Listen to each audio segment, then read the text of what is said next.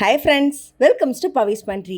இன்றைக்கி முட்டையை வச்சு ஒரு சூப்பரான ஒரு கிரேவி தாங்க செய்ய போகிறோம். அதுவும் இது பாட்டி காலத்து முளைக்கட்டி வச்சு செய்கிற கிரேவி தாங்க.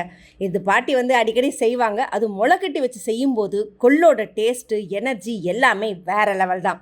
அது முட்டை அது கூட சேர்க்கும் போது செமையாக இருக்குங்க. வாங்க வீடியோக்குள்ளே போகலாம். முட்டையும் முளைக்கட்டி வச்ச கொள்ளையும் சேர்த்து ஒரு சூப்பரான ஒரு கிரேவி எப்படி செய்கிறது சிம்பிளான மெத்தட்லன்னு பார்ப்போம். இன்றைக்கி ஊற வச்சு கொள்ளு சூப்பராக முளை விட்டுருக்குங்க. பாருங்கள், அப்படியே இவ்வளோ பெருசாக இருக்கும் முளை. ஸோ நான் இது 2 நாள் விட்டுருக்கேன். நீங்கள் 1 நாள் வரைக்கும் விட்டால் கூடவே போதும் அப்படின்னா விட்டுக்கலாம். இதை ஓப்பன் பண்ணுவோம்.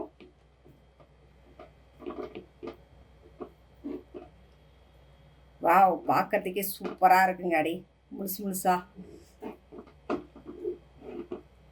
இதை அப்படியே ஒரு பவுலுக்கு ட்ரான்ஸ்ஃபர் பண்ணிப்போம். ஸோ முடிஞ்ச அளவுக்கு அந்த முளை பிஞ்சிராமல் எடுத்துடலாம். எனக்கு முளை ரொம்ப பெருசாக வேணுன்றதுக்காக நான் 2 நாள் விட்டுருக்கேன். நீங்கள் சின்னதாக இருந்தாவே போதும்னா நீங்கள் ஒரே ஒரு நைட் மட்டும் வச்சு கூட நீங்கள் இது பண்ணி எடுத்துக்கலாம். ஸோ இப்போ ஜஸ்ட் இதை லைட்டான தண்ணியில் நீங்கள் வாஷ் பண்ணி எடுத்துடலாம். ரொம்ப போட்டு அழுத்தியெல்லாம் வாஷ் பண்ணக்கூடாது. ஜஸ்ட்டு சும்மா, ஏன்னா அந்த ஊற வச்சதுனால ஸ்மெல் அடிக்கும். அதனால் ஜஸ்ட் இதை வாஷ் மட்டும் பண்ணால் போதும். இது நல்லா அலசிட்டு இப்போ இதை வேக வச்சுருவோம்.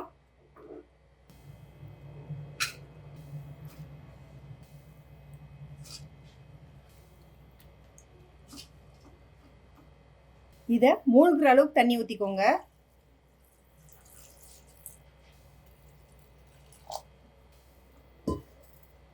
ரொம்ப ஊற்ற வேண்டாம், ஏன்னா இந்த தண்ணி நம்ம மறுபடியும் யூஸ் பண்ணணும். அதனால் அளவாக மூழ்கிற அளவுக்கு மட்டும் இருந்தால் போதும்.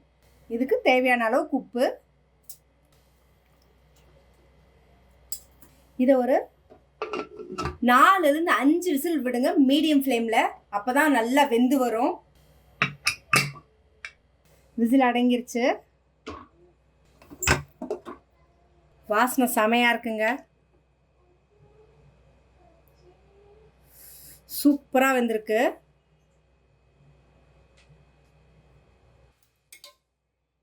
இப்போ இதை எடுத்து அப்படியே ஒரு ஓரமாக வச்சுருவோம். இப்போ ஒரு பேன் வச்சு தாளிக்கு தேவையான அளவுக்கு எண்ணெய் ஊற்றிடலாம். இது கொஞ்சம் எண்ணெய் தாராளமாக இருந்தாங்க தான் டேஸ்ட் நல்லாயிருக்கும். 1 டேபிள் ஸ்பூன் கடுகு, 1/2 டீஸ்பூன் சோம்பு, பொடியாக நறுக்குனா 10 பல் பூண்டு, முழுசாக 10 சின்ன வெங்காயம்,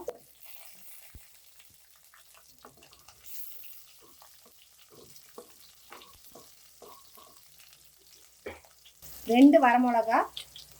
இந்த வரமிளகா ஃப்ளேவருக்கு தாங்க, காரத்துக்கு நம்ம தனி மிளகாத்தூள் ஆட் பண்ணுவோம். ஆனால் வேணும்னா நீங்கள் பார்த்து ஆட் பண்ணிக்கோங்க.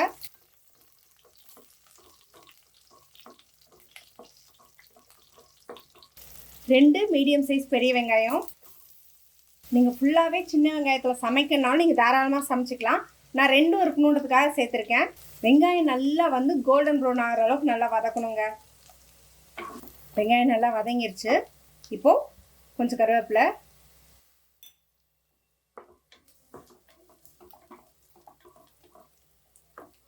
இப்போது மீடியம் சைஸ் 2 தக்காளி.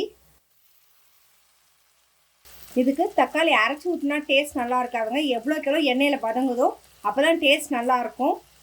நான் 2 ஆட் பண்ணியிருக்கேன். இன்னும் உங்களுக்கு கன்சிஸ்டன்சி இன்னும் வேணும்னா நீங்கள் கூட தக்காளி இன்னும் 2 கூட ஆட் பண்ணிக்கலாம். இப்போது கிரேவிக்கு தேவையான அளவுக்கு உப்பு.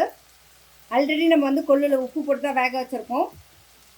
ஸோ அதனால் பார்த்துட்டு அளவை ஆட் பண்ணிப்போம்.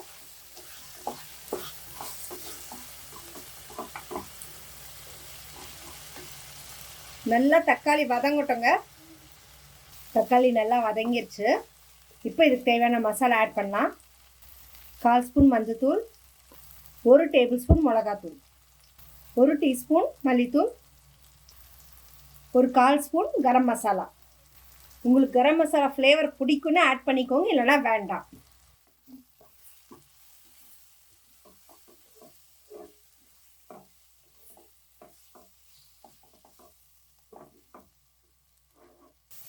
மசாலாலாம் நல்ல எண்ணெயில் வதங்கட்டும். ஒரு 2 நிமிஷம். மசாலா நல்ல எண்ணெயில் வதங்கிருச்சு. இப்போ இதுக்கு தண்ணி ஆட் பண்ணிக்கலாம். நான் கொள்ளு வேக வச்ச தண்ணி இருக்குங்களா, அதுதான் யூஸ் பண்ணுறேன். ஏன்னா அது வேஸ்ட் பண்ண வேண்டாம்.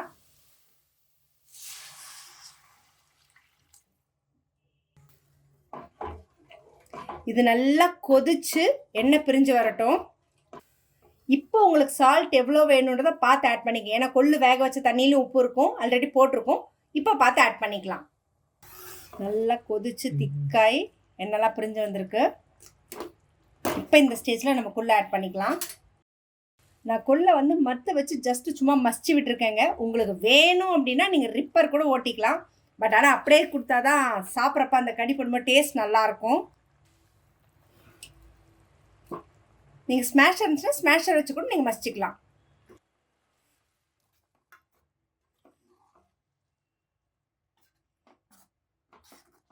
இப்போ நம்ம தேவையான அளவுக்கு தண்ணி ஆட் பண்ணிப்போம். உங்களுக்கு எந்த அளவுக்கு கிரேவி கன்சிஸ்டன்சி வேணும், கொஞ்சம் திக்காக வேணுமா தண்ணியாக வேணுமான்னு பார்த்து ஆட் பண்ணிப்போம்.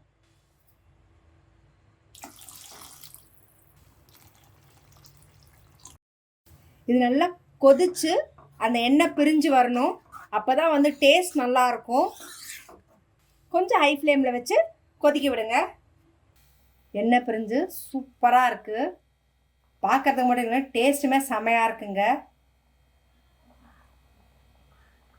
இப்போ இதில் நம்ம முட்டையை ஆட் பண்ணிடலாம்.